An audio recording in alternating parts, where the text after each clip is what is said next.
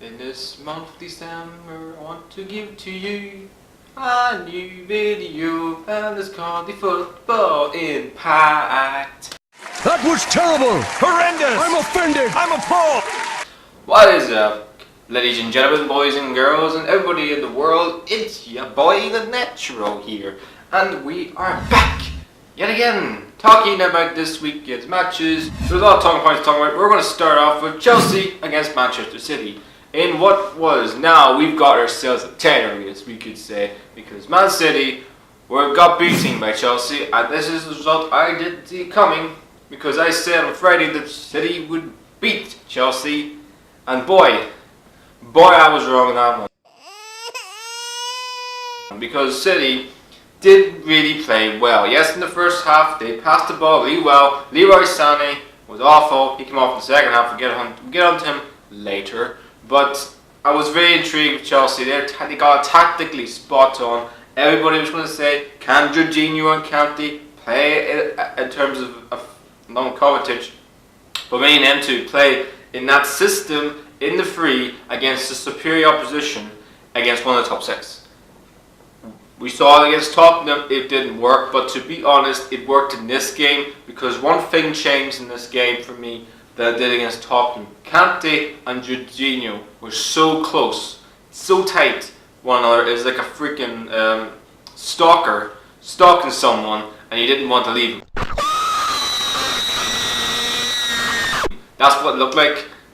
Probably a bad comparison, but I was really impressed. I thought Sarri got spot on. He didn't play an ordinary number 9 in this game. So he didn't. No Morata, no Giroud. I was really surprised Giroud not playing because his physical prowess would be too much for the Chelsea defenders.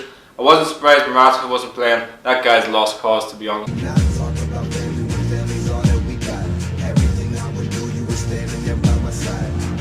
But Hazard played up front on his own. He didn't have a sublime performance, but he played sublime as an out-and-out false 9. I thought he was excellent. He held the ball really well. He started the attacks at times.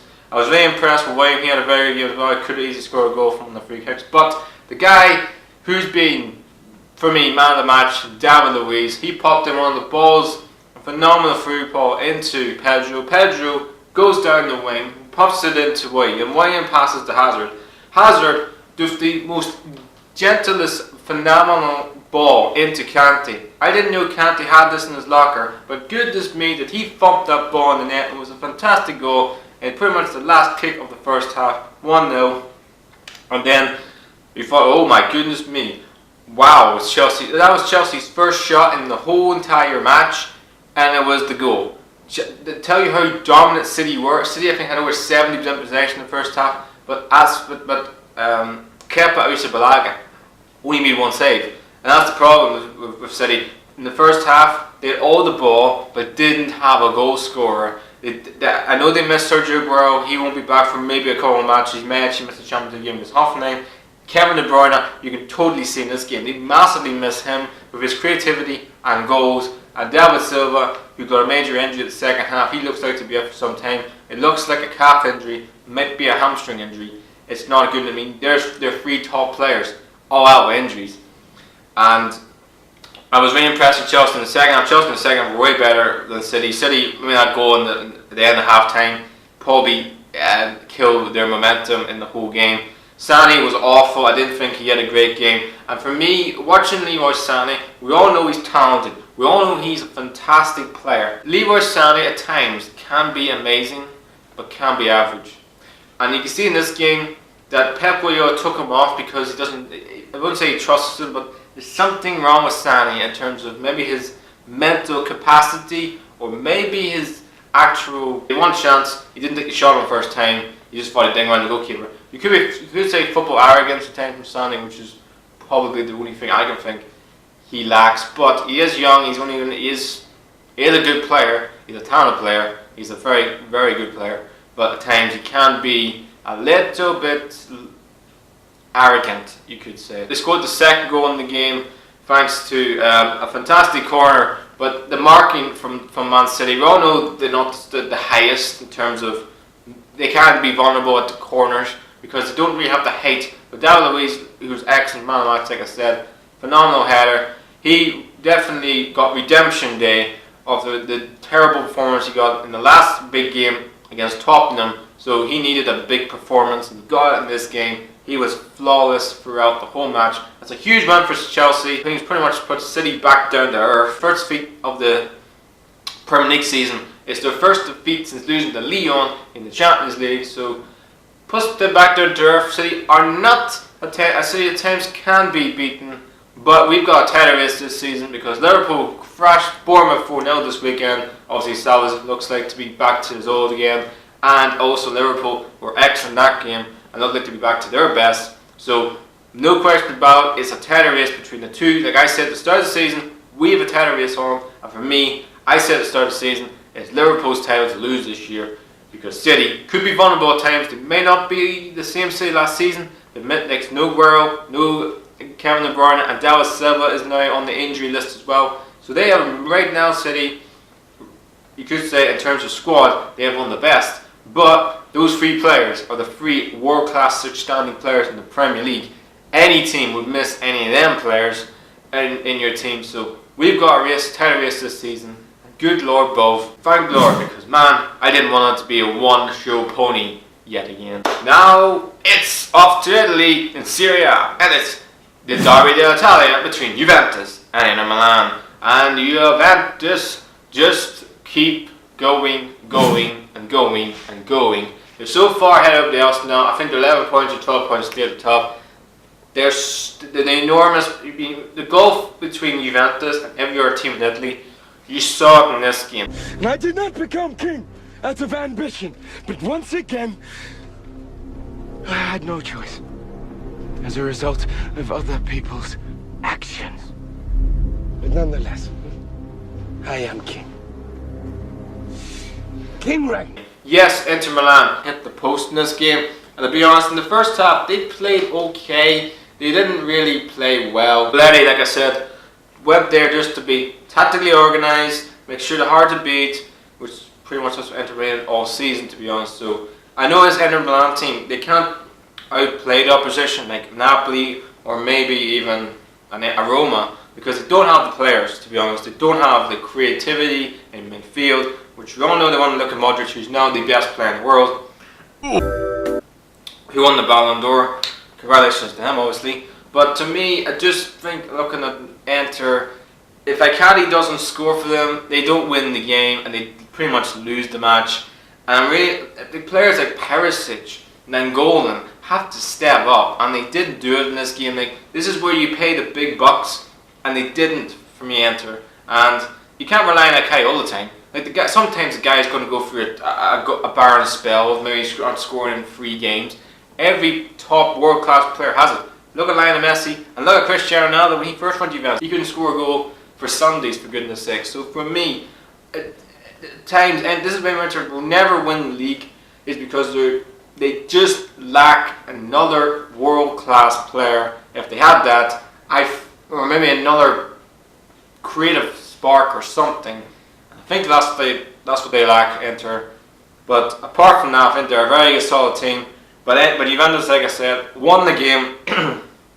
Won the game thanks to Mandzukic, who I said a couple weeks ago, you can totally see Inter Milan, especially the games against Manchester United, they totally miss an out-and-out poacher who can score goals from literally inside the box. Like a Javi Hernandez, you could say, and Mandzukic is definitely one of those, and he's a fantastic striker, Mandzukic. He doesn't get the respect he deserves. This is a man that won Bayern Munich the Champions League, for goodness sake. So the guy is, in terms of in big games, can do it. He's a very good player, he's an underrated player, I think, and he's been an excellent signing for Juventus since he's been there. And that's a huge goal for Juventus in terms of puts Inter down a peg, even though I think they're already going to win the league. I mean, I think the league's over, to be honest, right now. I think Juventus have won it. I think there's no team in Italy, I think, that can stop them. I know Napoli only a handful. I know Napoli, I think, only 8 points behind them, but I just don't see Napoli closing that gap to a certain degree of points, maybe 2 points or 3 points at the end of the season. I don't really see it, which is the reason why I think Cristiano Ronaldo came in and he's made Juventus better. He's made them 10 times better than what they really were. And this team is no question about one of the favourites for the Champions League this year. And could easily be the first team since Inter Milan under Jose Mourinho to win the godforsaken treble. That's probably an hard dig enter, to be honest. So. But a great win for Juventus in the derby d'Italia. I'm heading to another derby this weekend. It is Germany between Schalke and Dortmund in the real derby, and this game was absolutely fantastic. This game was amazing. Dortmund took the lead in this game. Very good finish from Delaney. He's a really underrated player at times for Denmark, you could say. He's a very good international. He scored the first goal in this game. Very good finish. Very solid midfield for him and Witsel. A really good partnership in that midfield, and they look very solid. Schalke go back in the game. What the hell defending, you could say, for Dortmund. It's the first time I've questioned Dortmund defensively this season because I don't know what they were thinking of. But then it's a very good goal for Schalke to get back. But then it was a fantastic winner in the second half from the man who is single-handedly gone from wonder kid to superstar in the space of, I don't know, 5 seconds. He scores probably the goal of the season in the Bundesliga. It's an absolutely outstanding goal from Jadon Sancho. He has been absolutely sensational this season. And for an 18-year-old to have the composure, the intelligence, and the confidence to do that in the biggest German derby in Germany, absolutely remarkable. And he's going to go down in Dortmund folklore for what he's done, because there's one thing Dortmund love. They love a superstar, they love a youngster, and they love a kid who can score a winning goal against the arch rivals. For me, he's going to go down in German folklore as one of the greatest moments of all time. What an amazing achievement from this kid. He is going places that I don't think we've ever seen. And he's only a young English player, so again, hopefully just put his feet down in earth. But he's going to be a real superstar in the making. I haven't seen an 18-year-old do what he's doing since Kylian Mbappe when he obviously came on the scene for Monaco. He could easily be the next. So we could easily see a Jadon Sancho and Mbappe, like a Messi and a Ronaldo. But never mind, Dortmund continue their winning streak. Another win for them, which obviously keeps their lead at the top of the Bundesliga to 7 points to Gladbach, who won this weekend, and Bayern Munich to 9 points, who also won this weekend. So we wait to see if the Dortmund fame train continue in recent games. Now we're heading to Spain. Catalan derby between Espanyol and Barcelona. Now Barcelona, I think this season haven't really been great this year. I think that they're winning games, they're picking points up, but performances haven't been best. And I understand Lionel Messi's been out for a couple of weeks due to an injury with his arm, but in this game, Barcelona looked like back to their best. Looked like they're starting to crank up momentum and crank those gears from 3rd to 5th to 6th. And they were excellent in this game. The first half, they blew Espanyol out of the water. And Espanyol couldn't deal with Messi and especially Luis Suarez, who was flawless in this game. I give Luis Suarez lost like this season, but he stepped up in this game. Last time I've seen Luis Suarez do it in terms of a great performance, I guess, was obviously in the El Clasico, where they thumped Real Madrid 5-1. But to be honest, like I said, Barcelona scored the first goal in this game thanks to an outstanding free kick from the 5th best player in the world. Let me say that again. This man was 5th in the world. Yes, I fucking told you! I fucking told you! Most free kicks, he's probably top 3. How's this man not in the top 3? Like, come on, seriously? I can understand him being not the best. I can understand that because he hasn't had a great season, also a great World Cup. But come on, Messi, 5th in the world. Come on, seriously? And then Barcelona cramped up on our level. Dembele scored an absolutely blinding goal, but the pass from Lionel Messi was absolutely sensational. And then Luis Suarez got in the act. He got the third goal. Messi scores another world-class free kick in the second half. 2 impeccable free kicks that you will want to watch over and over and over again because they're that fucking good. And this guy, like I keep saying it, how is he 5th in the world? How is he 5th in the world? Kids, won't you step outside for a second? It beggars belief. I'm just saying, whoever votes for the Ballon d'Or, you are so fucking useless, you know that? But like I said, phenomenal performance, 4-0. This was Barcelona back to their best, and it's worrying for everybody else in La Liga, so maybe we don't have a title race from this year. But we'll wait and see in future games. We'll wait to see. But I just feel like this season, it's just as much as I want to see Sevilla do well this season, have a fantastic season. But I just think over the longevity, it's between Barca and Atletico Madrid. And now we're heading back to England. I'm heading to Manchester. The circus that is Manchester United, and as they played Fulham. And Man United got their first big win of the season after a cruise best 4-1 win against Fulham. And Ashley Young scored one of the pick of the goals, a fantastic goal. Lukaku was back in the goals. He gets a lot of stick, Lukaku, but I think he's a very good striker. I just think he's going through a bad run spell. Every striker goes through it, like I said. And I also think Rashford stole the show. I thought he was outstanding in this game. He scored an absolutely phenomenal goal, even though the goalkeeper, Rico, I don't know what you're doing. Like, either you punch it or catch it. You did neither, so I'm just saying, I don't know what he was thinking of, to be honest.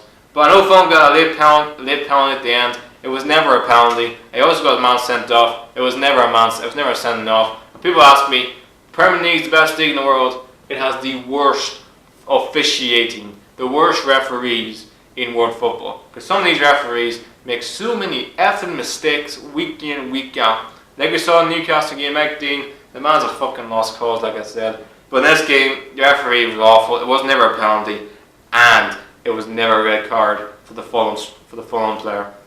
So VAR will be coming in next season. Boy, we need it in now. Forget next season. We need it now because these referees are making mistakes left, right, and fucking centre. It's ridiculous. But mine, I get back to winning ways. I get their first win since beating Young Boys in the Champions League. The first win, I don't know, last time they won the Premier League game, but it puts them sort of in the 6th position, which I think they probably will finish this year. I don't see them finishing the top 4. They're nowhere near fighting for the title. It just feels like, for me, Manchester United, 6th this year is all they can hope, to be honest. Maybe a good run in the Champions League, maybe even to win the FA Cup again. I don't think that will save Mourinho's job. Because we've seen the other two former managers before Sir Alex Ferguson. David Moyes was sacked because he didn't get Champions League football, and Louis van Gaal was sacked because he didn't get Champions League football. So I see the thing happen again. And if let's say he does sack, they got a major problem with Paul Pogba. I know he didn't play in this game, but he looks so disinterested. I like Pogba. I think he's a very good player. I mean, the guy at the World Cup won the World Cup, for goodness sake. Who else won a World Cup for the Manchester United team? Martial didn't. No one, Jesse Lingard didn't. Rashford didn't. He has. He's got the godforsaken medal.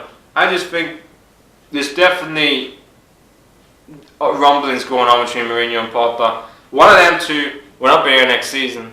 I think more Mourinho. Pogba could easily leave next summer. Maybe even the January transfer window, but I don't see it happening. But there's major problems with Manchester United. It's a good win for Man United, but is that just paper over the cracks? Or are they now starting to be an actual team? Fulham, no one's expecting you to beat Manchester United Old Trafford. No one's expecting you to even get anything against Chelsea.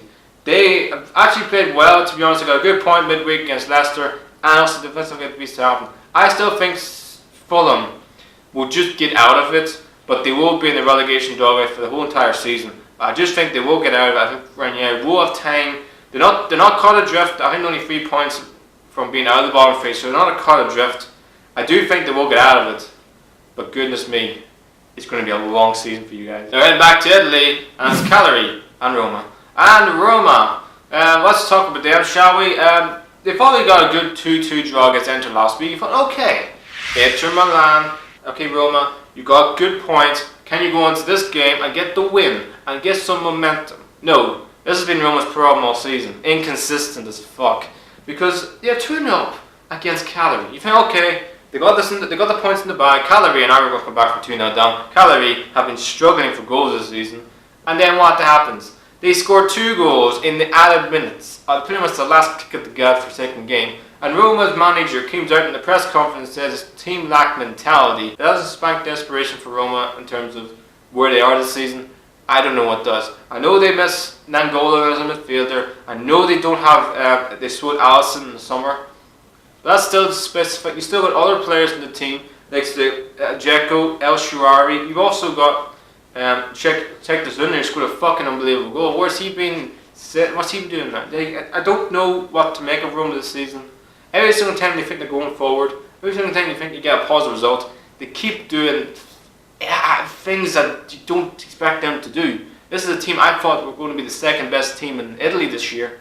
It turns out they're not even going to be in the top fucking 4 at the minute. So for me, there's massive pressure on the Roma manager, but to be honest, I don't really know what to think of Roma this season. Top 4 they could definitely finish this season, but the way they've been this year, they ain't consistent, and I don't really know what you make of them, to be honest. It's a good point for Cagliari, but Roma again, they're just squandering points like it's no tomorrow. And then back to La Liga, and then heading back to Spain, and Atletico Madrid against Alves. And this was definitely the biggest game this weekend in Spain between two teams that were in the top 4. And well, we're in the top 4 after the defeat for Alves. They're out of the top 4 because Real Madrid won this weekend, puts them into the top 4. But it's a good win for Atletico Madrid. I asked Atletico Madrid to put a good performance in, win by not a 1-0 margin, and they finally did this game. I thought they were excellent. I give credit to Alves. I thought they had chances, but my goodness me, in the first half it got scrappy. There could have been at least a red card for any of the players in that first half because there was a lot of tackles flying in. But Kalinic scores his first goal for Atletico Madrid. It's a very good finish, even though it hit off his stomach. Then Griezmann has done a 1-2 at the post, but put it in there anyway. And then a very good iffy goal at the end. But I thought Alves, I just thought Atletico Madrid's quality at the end had enough to beat Alves, and you can totally see this Atletico Madrid side. They are definitely going to be fighting Barcelona for the title this year, and I think those two are sort of the main two. Sevilla probably just behind them. As for Alves, they've had a fantastic season. Yes, the last 2 games are against Sevilla and also Atletico Madrid, pretty much your top 4 rivals. But I don't think Alves are title rivals, but they are definitely European contenders this season. They've had a fantastic start to the season. They just need to keep that momentum, because you can easily slip out of the top 4, which they are now, and slip down the table, like Espanyol. So you have to keep that momentum going for a couple of more weeks. And that just leaves the last game to talk about was in Liga. I think it was the only game on Liga this weekend because of a massive strike. I think it was, I don't know what it was, some strike going on in France at the minute, and there's a lot of matches postponed due to it. But I think it's only like 2 matches this weekend. But this was the main match, was getting up against Amiens in a huge, enormous 6-pointer relegation match. If Gandalf won this game, they would have been just on the coattails of the teams ahead of them. If they lost this game, it's going to be a long Christmas, a long Christmas and a long New Year for them in 2019. Amiens got the win. They were excellent. I thought Gandalf again, they've got major problems defensively, and I think they're doomed. I think Gandalf are relegated, to be perfectly honest. I don't know where to get the points from. They need a fucking miracle. They need a Christmas miracle if they have any chance of staying in this league, to be honest. Amiens are now at the bottom 3, puts Monaco back in the bottom 3. Monaco didn't play this weekend because of obviously the postponed to all the matches as well. So we wait and see. But that's a huge win for Amiens. Gandalf, Ligue 2 is probably where you're heading. So guys, that's the end of the Football Impact for this episode. Don't forget to subscribe, and don't forget to go into your car, turn on the ignition, put the clutch into first gear, and rev up the engine, and come back in, click that damn notification bell. Anyway, have a great one, enjoy yourselves, please like, subscribe, and at your own. Peace out.